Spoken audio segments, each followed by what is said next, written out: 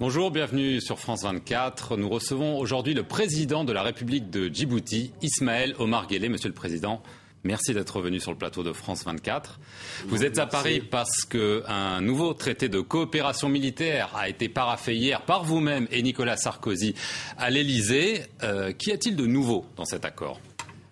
C'est un renouvellement de pacte, n'est-ce pas, entre la France et Djibouti, qui cette fois-ci est élevé au rang de traité, parce que jusqu'à aujourd'hui, nous n'avions que des accords, et nous le portons à 10 ans à partir de cette année.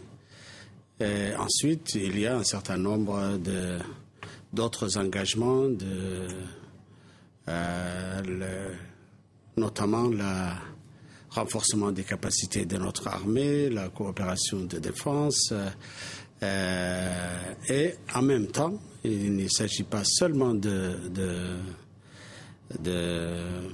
défense, mais il y a également la coopération bilatérale, et mon pays est placé parmi les pays prioritaires pour l'aide publique au développement de la France. Alors, on sait que la France paye un loyer, entre guillemets, à Djibouti, qui est de 30 millions d'euros par an. Est-ce que ça va toujours être le cas ? Est-ce que vous voulez plus ? Non, on maintient les 30 millions pour les 10 prochaines années. D'accord. Alors, je veux vous poser une question, parce que la France renouvelle tous ses accords de défense, et notamment dit qu'elle enlève des clauses secrètes selon lesquelles Paris pouvait intervenir pour maintenir l'ordre public dans les pays avec lesquels elle avait ses accords. Est-ce que ce nouvel accord n'a plus de clauses secrètes ? Non, pas de, parce qu'il va être passé, il va être discuté à l'Assemblée nationale djiboutienne et l'Assemblée nationale française. Il n'y a pas de clauses secrètes. Donc Paris n'interviendra pas pour sauver votre régime si le besoin s'en fait sentir. Elle n'est jamais intervenue. D'accord. Elle ne le fera pas non plus. D'accord. Et la question, c'est aussi en cas d'intervention extérieure. D'agression. Voilà. D'agression clairement établie d'un autre État, la France aura un accord avec Djibouti. Pour protéger Djibouti. C'est ça, pour protéger Djibouti, bien sûr. D'accord. Je veux venir à la situation régionale, notamment en Somalie. La situation est très chaotique. De nombreux pays africains commencent à envoyer des troupes, dont Djibouti. Je pense que vous êtes en train d'envoyer des troupes. Est-ce que vous pouvez nous en dire plus et aussi pourquoi ?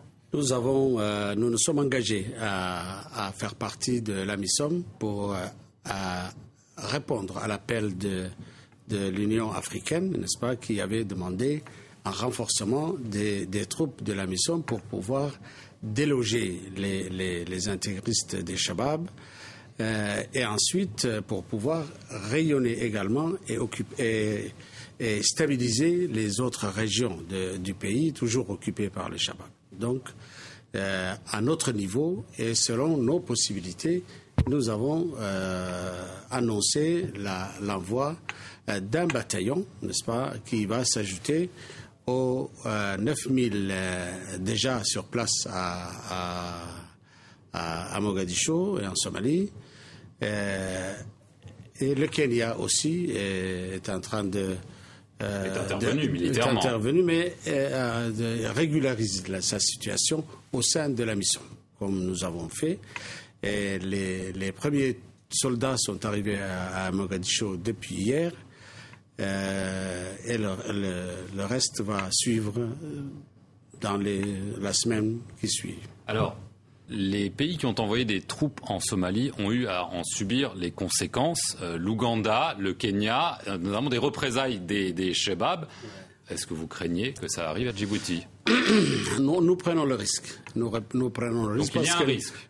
Bien sûr qu'il y a un risque. Et nous prenons le risque et nous pensons que c'est notre devoir, n'est-ce pas, de secourir nos frères somaliens et de participer à la sécurisation d'un peuple, n'est-ce pas, qui devient de plus en plus, n'est-ce pas, abandonné et qui a besoin d'un État, n'est-ce pas, sécurisé, quoi. Mais est-ce que vous ne craignez pas un enlisement ? Ça fait 20 ans que la Somalie est dans un état de chaos. chaos. Nous sommes plutôt optimistes en ce moment. Pourquoi ?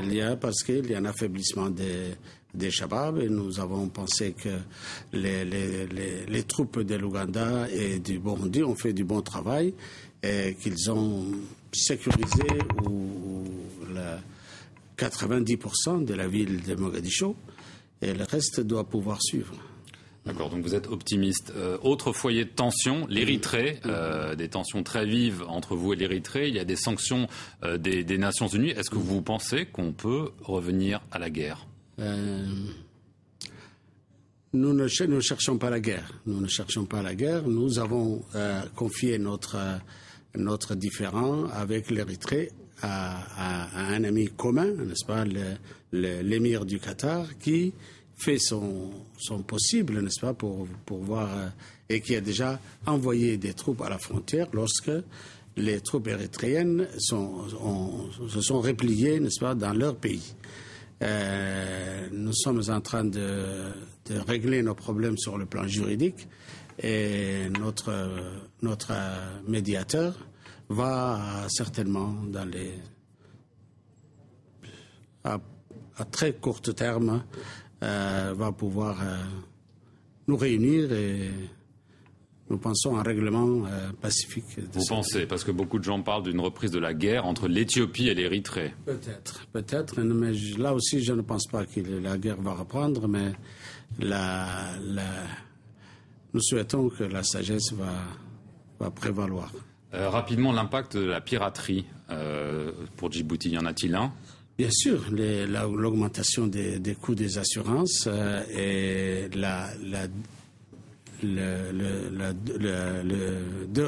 déroutement, on dit, de certains bateaux qui évitent, si vous voulez, de passer dans le golfe d'Aden. Mais depuis l'année dernière, il y a un grand nombre d'attaques qui ont échoué. Et ceci par des mesures, n'est-ce pas, prises par Atalante et les forces européennes et autres aussi. Et nous pensons que vu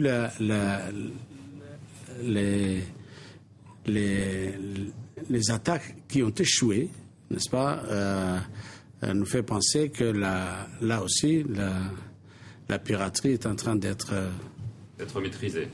Absolument. Je veux en venir à la situation intérieure à Djibouti. Vous avez été réélu.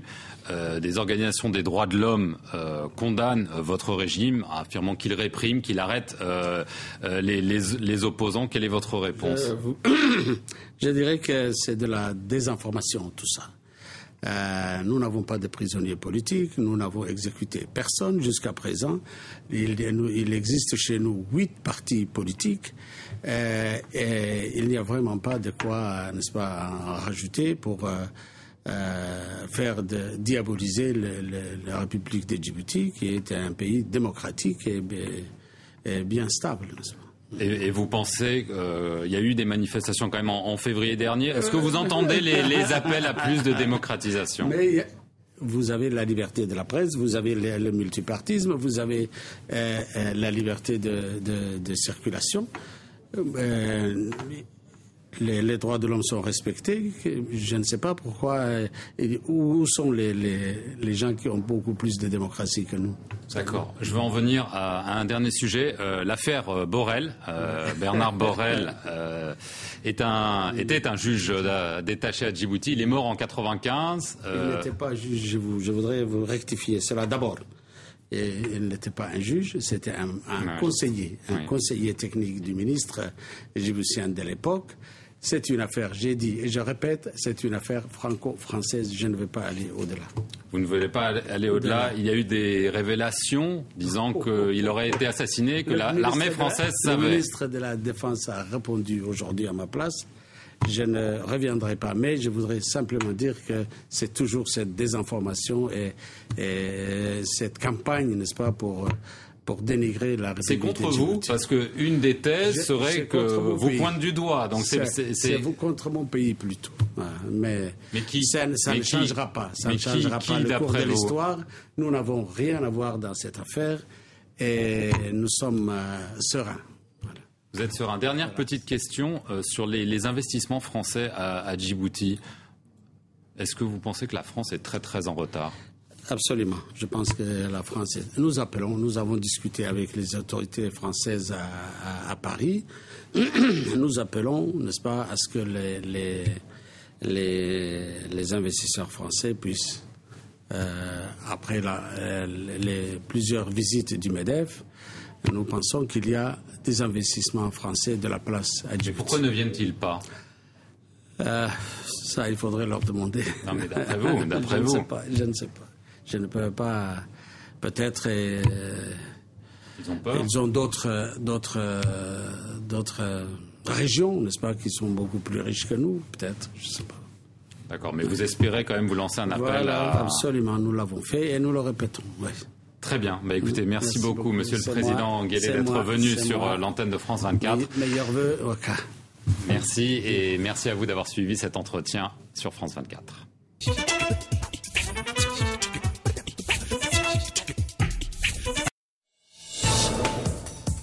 Revivez les moments forts de cette année grâce à notre carte interactive. Révolutions arabes, mort de Ben Laden, catastrophe de Fukushima, affaire DSK, crise économique en Europe, procès de Laurent Gbagbo, inondation en Australie et en Thaïlande. La rétrospective mondiale 2011, un document France 24, RFI, MCD, à ne pas manquer sur france24.com.